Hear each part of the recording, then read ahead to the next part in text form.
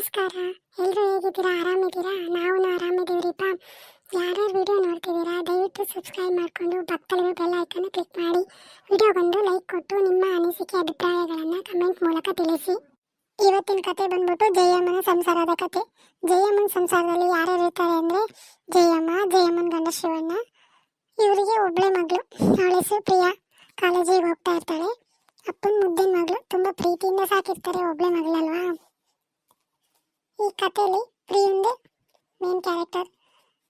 ಪ್ರಿಯನ್ ಜೀವನದಲ್ಲಿ ಏನು ನಡೆಯುತ್ತೆ, ಅವಳನ್ನ ಅವರ ಅಪ್ಪ ಅಮ್ಮ ಹೇಗೆ ನೋಡ್ಕೋತಾರೆ, ಮತ್ತು ಅವಳು ಏನು ಮಾಡ್ತಾಳೆ, ಅದು ಈ ಕತೆ. ನೀವೇನಾದರೂ ಈ ಕಥೆನ ಇಷ್ಟಪಟ್ಟು ಕಮೆಂಟ್ ಮಾಡಿದ್ರೆ ಮುಂದುವರ್ಸ್ಕೊಂಡು ಹೋಗ್ತೀನಿ. ಇಷ್ಟ ಆಗಲಿಲ್ಲ ಅಂದರೆ ಸ್ಟಾಪ್ ಮಾಡ್ತೀನಿ. ದಯವಿಟ್ಟು ವಿಡಿಯೋನ ಕೊನೆವರೆಗೂ ನೋಡಿ. ವಿಡಿಯೋಗೊಂದು ಲೈಕ್ ಮಾಡಿ, ಶೇರ್ ಮಾಡಿ, ಸಬ್ಸ್ಕ್ರೈಬ್ ಮಾಡಿ, ಹಾಗೆ ಕಮೆಂಟ್ ಮಾಡಿ ಫ್ರೆಂಡ್ಸ್. ಪ್ಲೀಸ್ ದಯವಿಟ್ಟು ವಿಡಿಯೋನ ಕೊನೆವರೆಗೂ ನೋಡಿ. ಓಕೆ ಫ್ರೆಂಡ್ಸ್, ಇವಾಗ ಕಥೆನ ಕಂಟಿನ್ಯೂ ಮಾಡೋಣ. ಪ್ರಿಯಾ ಇನ್ನೂ ಎದ್ದಿಲ್ವನೇ? ಲೇಟ್ ಆಗುತ್ತೆ ಕಣೆ, ಬಸ್ ಹೊರಟಾಗುತ್ತೆ. ಆವಾಗ ಕಾಫಿ ಕೊಟ್ಬಿಟ್ಟು ಓಡಮ್ಮ ಅಂತ ಹೇಳ್ಬಿಟ್ಟು ಬಂದಿದ್ದೀನಿ. ಇನ್ನು ಎದ್ದಿಲ್ವ ಈ ಹುಡುಗಿ? ದಿನ ಇದೇ ಗೋಳಾಯ್ತು ನಂದಂತೂ ಹೊತ್ತಾಗಿ.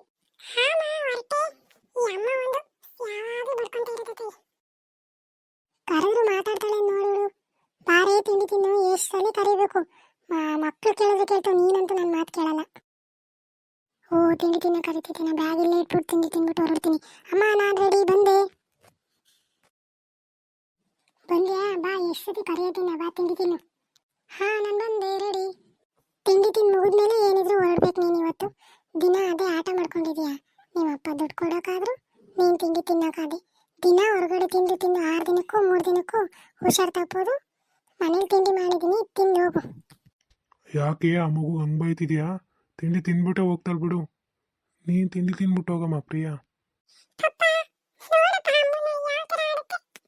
ನಾನೇನು ತಿನ್ನಲ್ಲ ಅಂದೆ, ತಿಂದು ಹೋಗ್ತೀನಿ ಬಿಡು. ಸರಿ, ತಿಂಡಿಗೆ ಏನು ಮಾಡಿದ್ಯಾ? ಇಡ್ಲಿ ಸಾಂಬಾರು ಮಾಡಿದ್ದೀನಿ ಕಣೆ, ನಿಂಗೆ ಇಷ್ಟ ಅಂತ. ಫಸ್ಟೇ ಹೇಳಿದ್ರೆ ಇಷ್ಟೆಲ್ಲ ಪಿಟ್ಕೆ ಹಾಕೋದಿತ್ತಾ? ಸರಿ, ತಂದ್ಕೊಡ್ತೀನಿ ರಮ್ಮ, ಆಯಿತು. ತಗೋ ತಿನ್ನು. ಅಮ್ಮ, ವಡೆ ಮಾಡಿಲ್ವಾ? ಮಾಡೋಣ ಅಂತಾನೆ ನೋಡಿದೆ, ಆದರೆ ನೈಟು ಬೇಳೆ ನೆನೆಸು ಮರ್ತೋಗ್ಬಿಟ್ಟಿದ್ದೆ. ಇವಾಗ ತಿನ್ನು, ಸಂಜೆ ಟೀ ಜೊತೆ ಮಾಡ್ಕೊಡ್ತೀನಿ ಸ್ನ್ಯಾಕ್ಸಿಗೆ. ಸಂಜೆ ಏನು ಬೇಡ, ಆದರೆ ನೆಕ್ಸ್ಟ್ ಟೈಮ್ ಇಡ್ಲಿ ಮಾಡಿದಾಗ ಆ ವಡೆ ಮಾಡಲೇಬೇಕು. ಇಡ್ಲಿಗೆ ಕಾಂಬಿನೇಷನ್ನೇ ವಡೆಮ್ಮ. ಬರೀ ವಡೆ ತಿನ್ನಕ್ಕ ನಾನು ಇವಾಗ ವಡೆ ಕೇಳಿದ್ದು. ಮಾಡಿದ್ರೆ ಏನಾಗ್ತಿತ್ತು ಜಯ? ಅರೆ, ಹೇಳಿದ್ನಲ್ಲ ಬೇಳೆ ನೆನೆಸೋದು ಮರ್ತಿದ್ದೆ ಅಂತ. ಅಷ್ಟಕ್ಕೆ ಇಷ್ಟೊಂದು ರಾಧಾಂತ ಮಾಡ್ತಾಳೆ ಇವಳು. ನಿಮ್ಮ ಮುದ್ದೆ ಇವಳಿಗೆ ಜಾಸ್ತಿ ಆಗಿರೋದು.